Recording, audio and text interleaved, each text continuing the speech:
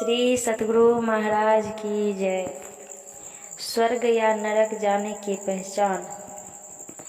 संतोषी बनो, ऐसा नहीं कि कमाई नहीं करो, कमाई करो लेकिन संतुष्टि रखते हुए। तृष्णा कभी नहीं बुतेगी संसार के धन और भोगों से। यह जानकर जो ईश्वर भजन करते हैं उनको शुभ गति स्वर्ग आदि की प्राप्ति होती है, और जो भजन पूरा करते हैं उनको मुक्ति मिल जाती है। पूरा भजन नहीं होने से भजन के संस्कार के कारण मनुष्य शरीर होता है और वह पुनः भजन में लगता है। मनुष्य शरीर ही ईश्वर भजन करने का शरीर है। किसी ने बहुत अत्र दान किया है तो मनुष्य शरीर के अलावा बैल, गाय, हाथी, घोड़े के शरीर में भी उसका फल भोग सकता है। सोना चांदी दान किया है तो हमारे गुरु महाराज कहते थे कि हाथी को देखो कितने वजन का जेवर उसकी देह पर है, लेकिन ईश्वर भजन और अच्छे अच्छे कर्मों को भी करो तो बहुत बढ़िया। किसी नगर में एक वेश्या रहती थी। उस नगर के एक व्यक्ति की मृत्यु होने पर वह अपनी नौकरानी से बोली, शहर जाकर देख आओ कि उस मृत प्राणी को स्वर्ग या नरक। एक साधु उसी होकर उस नगर में प्रवेश कर रहा था। वेश्या के मुख से स्वर्ग नरक की चर्चा सुनकर वह स्तंभित हो वहां खड़ा हो गया। थोड़ी देर के बाद नौकरानी शहर से लौटकर आई और बोली, मालकिन, उसको स्वर्ग हो गया है। यह वेश्या की नौकरानी के मुख से स्वर्ग नरक संबंधी इस प्रकार की परिचित बातें सुनकर साधु के आश्चर्य का ठिकाना न रहा। उसने वेश्या के पास जाकर पूछा, ऐसी कौन सी विद्या तुम्हारे पास है जिसके सहारे तुम्हारी नौकरानी भी जान पाती है कि अमुक व्यक्ति को स्वर्ग हुआ या नरक।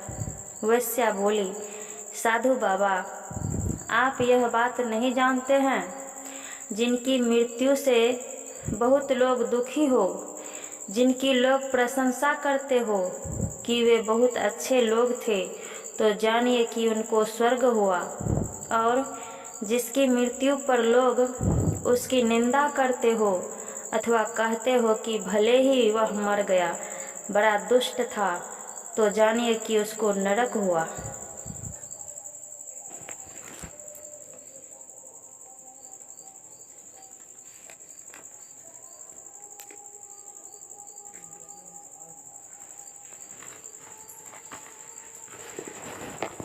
अध्यात्म विज्ञान में समता होती है। आज लोग भौतिक विज्ञान की ओर बहुत झुके हैं। इसमें बड़ी इज्जत होती है, बहुत पैसे भी मिलते हैं। अभी सुना कि बिनु विज्ञान की समता आवे, समता एक ही भाव। आज जो भौतिक विज्ञान बढ़ा है उसने क्या किया है?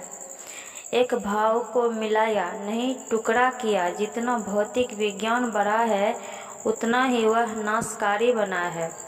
यह है भौतिक विज्ञान पर क्षण में क्या से क्या नाश कर दे। संसार के पदार्थों को विशेष रूप से जानना भौतिक विज्ञान है।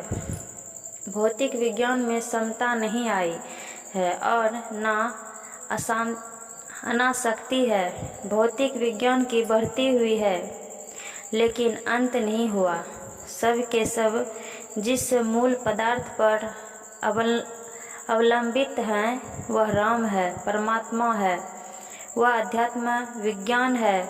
इसके लिए स्कूल कॉलेज जाने की ज़रूरत नहीं है, अपने अंदर अभ्यास करने की ज़रूरत है।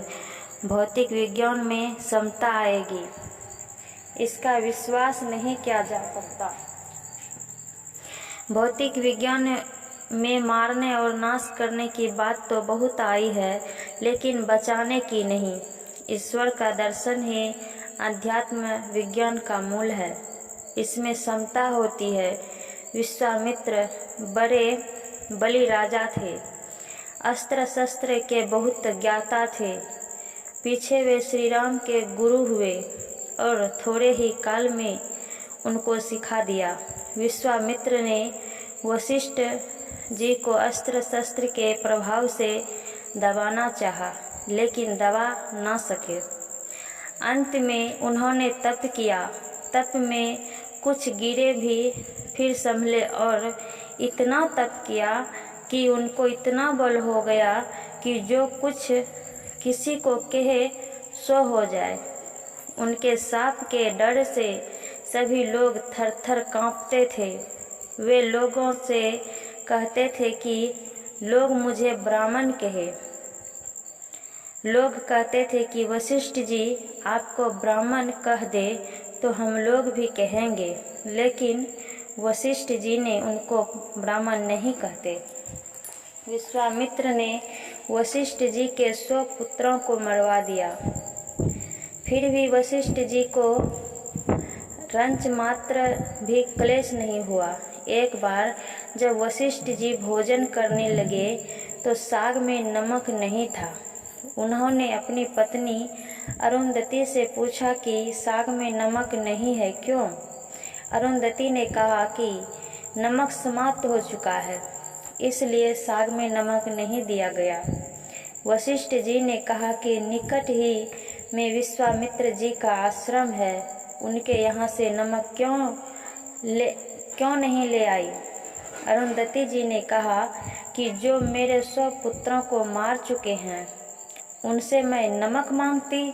वशिष्ठ जी ने कहा, अरे उनकी आत्मा और मेरी आत्मा एक है। विश्वामित्र ने बहुत द्वेष किया, लेकिन वशिष्ठ जी ने कुछ नहीं किया। यह अध्यात्म की समता है, यह आंतरिक समता है। श्री सतगुरु महाराज की जय।